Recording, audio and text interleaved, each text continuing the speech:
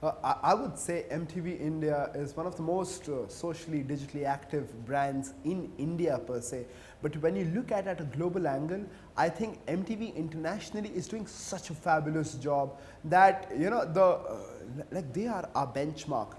We look at them in adulation and respect, and we hope we can actually manage to get numbers and traction. What MTV manages to do globally, MTV on Instagram is like 1.5 million followers. On Twitter they are like 20-30 million followers. On Facebook they are massive. The kind of stuff which they do is great, but do they define stuff what we do in India? Not really.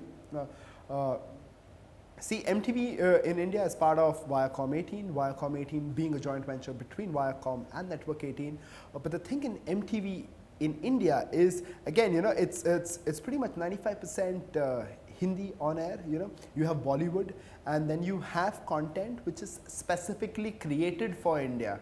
So on a synergy level in terms of content, you'll actually see VH1 in India working a little more with the international MTV. But then the support and the extension and joint social media campaigns usually happen with something, say the VMAs or something like the EMAs or something like MTV Act, when globally we are doing an awareness campaign. That's when it comes in. But they don't really define what we do. We don't really define what they obviously do. But we are always tracking what each other is doing. We send each other mails to keep what's working, what's not. So we're in constant contact. But do they define what they do actually? Not really, because in India is a different audience.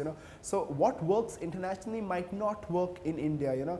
The way digital consumption has evolved over there, the day digital consumption is evolving over here, the kind of people over here, it's pretty different. So you just can't take something which works in one country and directly apply the formula in your country. But yes, I definitely look up to whatever MTV does internationally.